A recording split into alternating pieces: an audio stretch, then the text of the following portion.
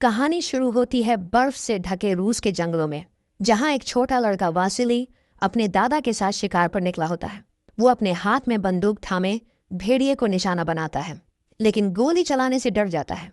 उसका डर देखकर दादा नाराज हो जाते हैं और उसे मजबूर करते हैं कि वो गोली चलाए। वासिली डरते हुए ट्रिगर दबाता है और यहीं से उसकी जिंदगी की असली कहानी शुरू होती है। सालों बाद अब वासिली एक जवान सिपाही बन चुका है और रेड आर्मी में भर्ती है। साल है 1942 और उसे जर्मन सेना से लड़ने के लिए स्टालिनग्राड भेजा जा रहा है। ट्रेन के सफर में उसकी मुलाकात एक लड़की तानिया से होती है और वासिली पहली नज़र में ही उसे दिल दे बैठता है। लेकिन अगले स्टेशन पर तानिया उतर जाती है और वासिली बाकी सैनिकों के साथ जंग के मैदान की ओर निकल पड़ता है। 20 सितंबर को ट्रेन वोल्गा नदी के किनारे पहुंचती है। सभी सैनिकों को नावों में बैठाकर स्टालिनग्राड ले जाया जा रहा होता है, जो अब तबाही से भरा एक युद्ध क्षेत्र बन चुका है। जैसे ही रूसी सैनिक शहर की ओर बढ़ते हैं, जर्मन फौज हमला कर देती है। ऊपर से बम वर्षक जहाज गोलियां बरसाते हैं और कई सैनिक वहीं ढेर हो जाते हैं। जैसे ही लड़ाई शुरू होती है, कुछ रूसी सैनिक डर के मारे भागने की कोशिश करते हैं, लेकिन वहां दया की कोई जगह नहीं। जो भी पीछे हटता है उसे खुद रूसी अफसर ही गोली मार देते हैं। उन्हें गद्दार माना जाता है। आखिरकार जहाज स्टालिनग्राड के किनारे पहुंचते हैं। सभी सैनिकों को जोड़ी में बांटा जाता है। कुछ को बंदूक दी जाती है तो कुछ को सिर्फ गोलियां। वासिली के हिस्से में सिर्फ गोलियां आती हैं, बंदूक किसी और को मिलती है। अब सबको सीधे जंग के मैदान में भेज दिया जाता है। सिग्नल मिलते ही सभी सैनिक आगे बढ़ते हैं। गोलियों की बारिश के बीच वासिली सिर्फ एक बंदूक की तलाश करता है ताकि लड़ सके, लेकिन जर्मन फौज की ताकत बहुत ज्यादा होती है और रूसी सैनिक एक एक करके मारे जाते हैं। हालात इतने खराब हो जाते हैं कि जो सैनिक पीछे हटते हैं उन्हें भी उनकी अपनी सेना ही गोली मार देती है, क्योंकि डरपोक और भागने वालों को रूस में माफ नहीं किया जाता। थोड़ी ही देर में मैदान लाशों से भर जाता है। हर तरफ मौत का मंजर होता है। तभी एक कार वहां से गुजरती है, लेकिन जर्मन टैंक का गोला उसे उड़ा देता है। फिर भी कार का ड्राइवर जिंदा बच जाता है। ये और कोई नहीं, रूसी कमिसार डानोव होता है। जर्मनों की नज़र से बचने के लिए वो मरे हुए सैनिकों की लाशों के बीच छिप जाता है और वहीं उसकी मुलाकात वासिली से होती है, जो किसी तरह उस नरसंहार से बच निकलता है। वासिली अपने पास बची हुई गोलियां डानोव को देता है और उसे एक इमारत की ओर इशारा करता है, जहां कुछ जर्मन सैनिक आराम कर रहे होते हैं। डानोव तय नहीं कर पाता कि किसे पहले मारे, इसलिए वासिली उससे बंदूक मांगता है। वो फव्वारे की दरार से निशाना साधता है। सामने 5 जर्मन सैनिक हैं। डानोव डरता है कि अगर गोली चली तो उनकी छुपी हुई जगह का पता चल जाएगा, लेकिन वासिली समझदारी से इंतजार करता है और जैसे ही पास में बम गिरता है, उसी की आवाज में छुपाकर गोली चलाता है, सीधा कमांडर के सिर में। बाकी जर्मन सैनिक कुछ समझ ही नहीं पाते। फिर हर बम के गिरने पर वासिली एक एक करके दुश्मनों को मार गिराता है। आखिरी बचा हुआ सैनिक भागने की कोशिश करता है, लेकिन वासिली उसे भी चलता फिरता निशाना बनाकर गिरा देता है। डानोव वासिली की इस निशानेबाजी को देख दंग रह जाता है और यहीं से दोनों के बीच एक दोस्ती की शुरुआत होती है। कुछ दिन बाद डानोव स्टालिनग्राड के एक मिलिट्री बेस पर जाता है, जहां सेना के बड़े अफसर पार्टी सेक्रेटरी निकिता क्रुश्चेव का स्वागत करते हैं। शहर पर जर्मन हमलों की बौछार हो रही है और क्रुश्चेव अपने अफसरों से पूछते हैं कि आखिर सैनिकों का मनोबल कैसे बढ़ाया जाए। तब डानोव एक सुझाव देता है। वो कहता है कि वो अपने अखबार में बहादुरी की कहानियां छापेगा ताकि सैनिकों को एक उम्मीद और प्रेरणा मिले। जंग के हीरो बनाए जाएंगे, जिनकी कहानियां पढ़कर बाकी सैनिक लड़ाई छोड़ने की नहीं बल्कि लड़ने की सोचें। इस शुरुआत के लिए डानोव वासिली की कहानी छापने का सुझाव देता है और पार्टी सेक्रेटरी भी इस बात को पूरा समर्थन देते हैं। डानोव की योजना काम कर जाती है और उसे इनाम में जनरल स्टाफ का हिस्सा बना दिया जाता है। वो ये खुशखबरी वासिली को सुनाता है, जिसे अब रूसी आर्मी में एक स्नाइपर की पोस्ट मिल चुकी है। दोनों दोस्त इस कामयाबी का जश्न मनाते हैं और धीरे धीरे वासिली एक हीरो बन जाता है, रूस की सेना का मशहूर चेहरा। एक दिन की लड़ाई के दौरान जब वासिली दुश्मन पर निशाना साध रहा होता है, तभी एक लड़का साशा उससे मिलने आता है। वो वासिली का बहुत बड़ा फैन होता है और उसे और उसकी माँ मिसेस फिलिप को रात के खाने पर बुलाता है। थोड़ी देर बाद डानोव भी वासिली से मिलने आता है और उसे कहता है कि वो सैनिकों की फैमिली को चिट्ठियां भेजने में उसकी मदद करे। उसी वक्त एक और सोवियत सैनिक कमरे में आता है और ये वही लड़की तानिया होती है जिससे वासिली ने ट्रेन में पहली बार मुलाकात की थी। वो वासिली को तुरंत पहचान लेती है और वासिली भी उसे देखकर चौंक जाता है, लेकिन यहाँ से कहानी थोड़ा उलझने लगती है। डानो भी तान्या की खूबसूरती से प्रभावित हो जाता है, जिससे दोनों दोस्तों के बीच एक अजीब सा तनाव बनने लगता है। अगली सुबह वासिली को एक नया मिशन दिया जाता है, एक जर्मन स्नाइपर को ढूंढकर खत्म करना, जो आसपास ही कहीं छिपा है। वासिली अपने साथियों एंटोन और ल्यूडमिला के साथ निकलता है। जैसे ही उसे निशाना दिखता है, वो तुरंत गोली चलाकर उस जर्मन स्नाइपर का हेलमेट उड़ा देता है। इसके बाद वासिली और ल्यूडमिला उस बिल्डिंग में जाकर ये कंफर्म करते हैं कि दुश्मन मारा गया है या नहीं, लेकिन उन्हें पता चलता है कि ये तो एक जाल था। खिड़की में असली स्नाइपर नहीं, बल्कि एक पुतला रखा गया था। जैसे ही वासिली अंदर जाता है, असली जर्मन स्नाइपर एंटोन को देख लेता है और एक ही गोली में उसे मार गिराता है। कुछ ही देर में वासिली भी उस बिल्डिंग में घुस जाता है और जाल को समझकर ल्यूडमिला को सतर्क रहने को कहता है। लेकिन हालात और बिगड़ जाते हैं जब ऊपर से बम वर्षक विमान पूरे इलाके पर बम गिराने लगते हैं। डर के मारे ल्यूडमिला भागने की कोशिश करती है और इसी मौके का फायदा उठाकर जर्मन स्नाइपर उसे भी मार देता है। वासिली किसी तरह वहां से जान बचाकर निकल जाता है। बाद में उसे सोवियत हेडक्वार्टर्स भेजा जाता है, जहां डानो उसका इंतजार कर रहा होता है। वासिली जब हेडक्वार्टर्स पहुंचता है तो वो डानो को पूरा किस्सा सुनाता है, कैसे उसका सामना एक जाल से हुआ और उसके साथी मारे गए। डानो उसे बताता है कि ये सब एक खास जर्मन स्नाइपर मेजर कानिक का काम है। वो एक एक्सपर्ट शूटर है जिसे जर्मन सेना ने खास तौर पर वासिली को खत्म करने के लिए भेजा है। अब जब वासिली की जान खतरे में है तो डानो उसकी मुलाकात एक नए साथी कोलानोव से करवाता है, जो मेजर कानिक की हर रणनीति को जानता है और पहले से उसका विश्लेषण कर चुका है। इसके बाद डानो वासिली को आर्मी बैरक में होने वाली एक ऑफिशियल पार्टी के लिए तैयार करता है, जहां वासिली का परिचय रूसी नेता क्रुश्चेव और बाकी अधिकारियों से करवाया जाना है। लेकिन हॉल में जाने से पहले ही वासिली को बैरक के गलियारे में तान्या मिल जाती है। वो खुश होकर बताती है कि डानो की मदद से अब उसे एक आरामदायक सरकारी काम मिल गया है और वो अब ऑफिस सेक्टर में है। वासिली को यह बात सुनकर अच्छा नहीं लगता। उसे लगता है कि शायद डानो का तान्या में कोई और इंटरेस्ट है। फिर भी वो मन की बात छुपाता है और पार्टी में चला जाता है, जहां उसका स्वागत एक हीरो की तरह किया जाता है। पूरी प्रेस और सेना की नजरें उसी पर होती हैं। 1 महीना बीतता है। अब वासिली, कोलानोव और उनका एक और साथी वोडिया वापस मैदान में हैं। इस बार उनका मकसद साफ है, मेजर कानिक को खत्म करना। तीनों खाइयों को पार करते हैं और एक खाली पड़ी इमारत की ओर भागते हैं। लेकिन तभी जर्मन सैनिक उन्हें देख लेते हैं। भारी हथियारों से गोलियां चलती हैं, जिसमें कोलानोव के पैर में हल्की चोट लगती है, मगर तीनों किसी तरह इमारत में घुसकर एक ऊपरी कमरे में निगरानी पॉइंट बना लेते हैं। वासिली अपनी राइफल सेट करता है और एक टेलीफोन की तार पर गोली चलाकर जर्मन कम्युनिकेशन को काट देता है। लेकिन गोली की आवाज से उनकी लोकेशन पकड़ में आ सकती थी, इसलिए तीनों को जल्दी से जगह बदलनी पड़ती है। इस बार कोलानोव राइफल संभालता है। जैसे ही वो देखता है कि एक जर्मन सैनिक सड़क पार करने की कोशिश कर रहा है, वो एकदम सटीक निशाना लगाकर उसे ढेर कर देता है। अब साफ है कि कोलानोव भी एक काबिल स्नाइपर है। कई दिन बीत जाते हैं। उधर जर्मन हेडक्वार्टर्स में मेजर कानिक खुद आता है और वो रूस के उस खतरनाक स्नाइपर के बारे में लेटेस्ट रिपोर्ट मांगता है। अब जर्मन हेडक्वार्टर में बुरी खबर पहुंच चुकी है। वासिली न सिर्फ कई सैनिकों को मार चुका है, बल्कि अपनी राइफल से जर्मन सेना के उपकरण भी तबाह कर रहा है। मेजर कानिक को यह बिल्कुल बर्दाश्त नहीं होता। इसी दौरान जर्मन सेना वासिली के एक साथी को पकड़ लेती है। कानिक इस मौके का फायदा उठाना चाहता है। वो उस रूसी सैनिक को सड़क पर लाता है और उससे सवाल पूछता है, लेकिन जब वो कुछ नहीं बताता तो कानिक चालाकी से उसके कपड़े उतरवाकर उसे जर्मन सैनिकों की यूनिफॉर्म पहना देता है। फिर वो उसे सड़क पार करने के लिए भेजता है ताकि वासिली उसे दुश्मन समझे और गोली चलाए, और इस तरह कानिक वासिली की छिपने की जगह का पता लगा सके। पास ही कोलानोव अपनी राइफल से सड़क पर निगरानी कर रहा होता है।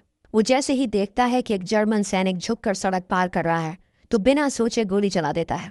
उसे अंदाजा भी नहीं होता कि उसने गलती से अपने ही साथी को मार दिया है। अब गोली की दिशा देखकर मेजर कानिक वासिली की पोजीशन पकड़ लेता है और अपनी राइफल तैयार कर लेता है।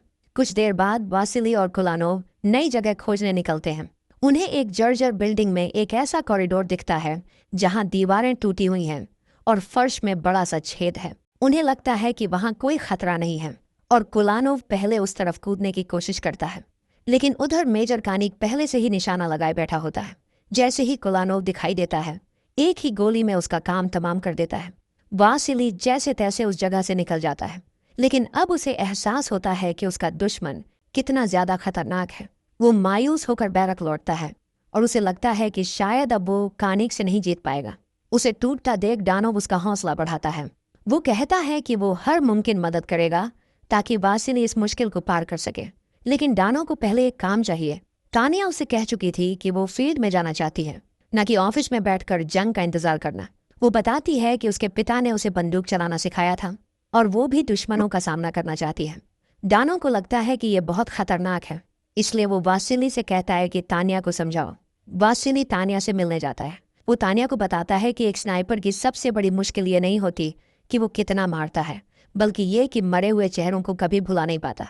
वो कहता है कि तानिया के साथ भी यही होगा, वो भी उन चेहरों को हमेशा याद रखेगी।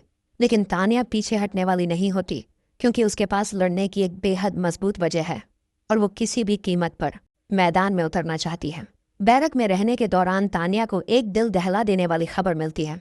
एक ट्रेन जिसमें रूसी नागरिक सवार थे उसे जर्मन सेना ने रोक लिया था और सभी यात्रियों को पुल पर लाइन में खड़ा करके बेरहमी से गोली मार दी गई थी।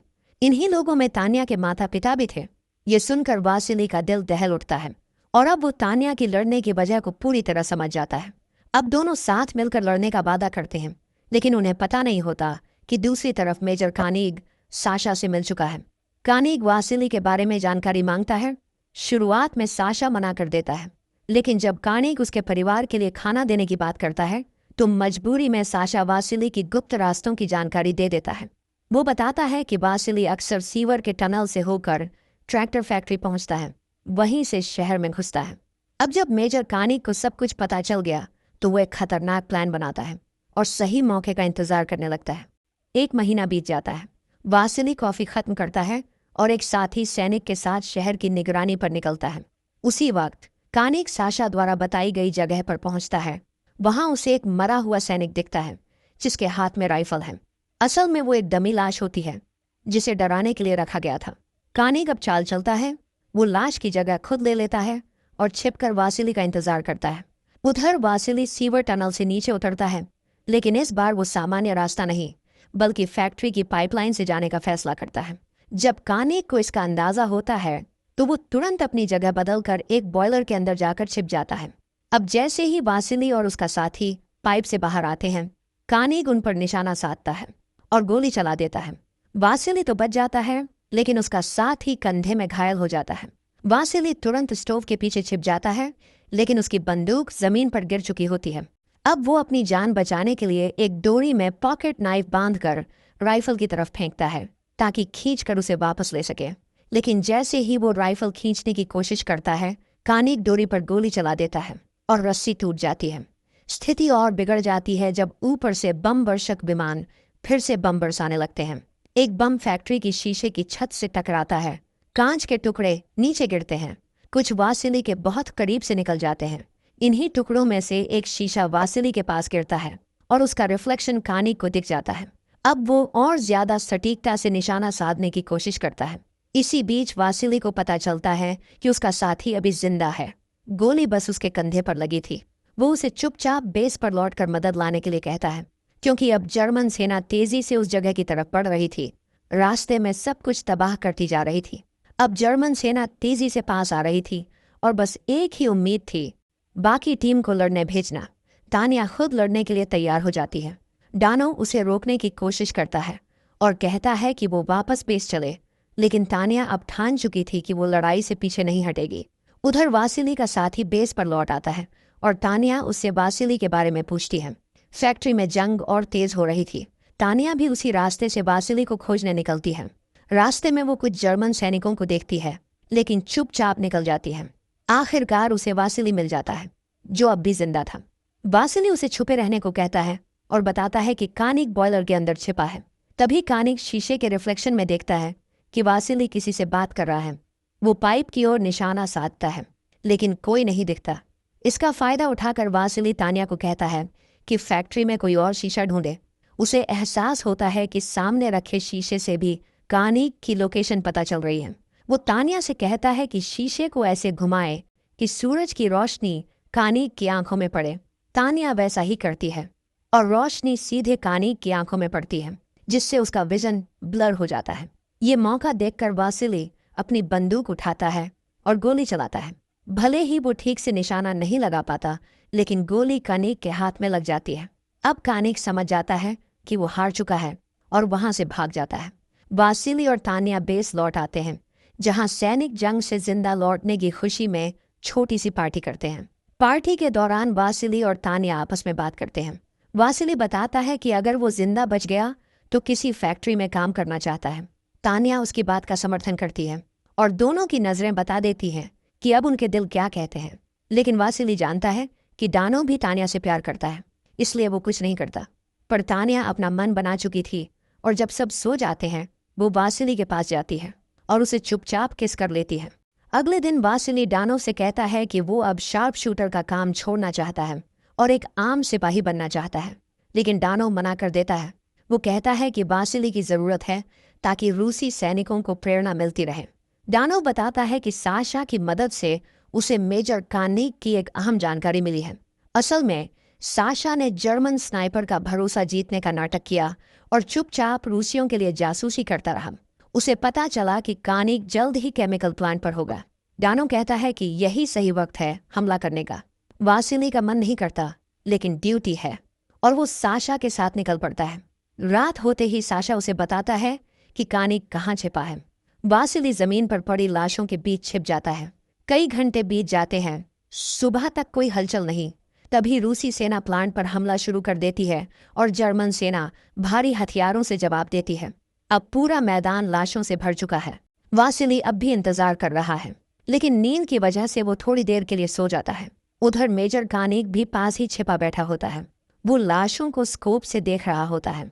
तभी एक रूसी सैनिक लाशों की तलाशी लेने लगता है और वासिली के पास जाकर उसकी चीजें चुराने लगता है।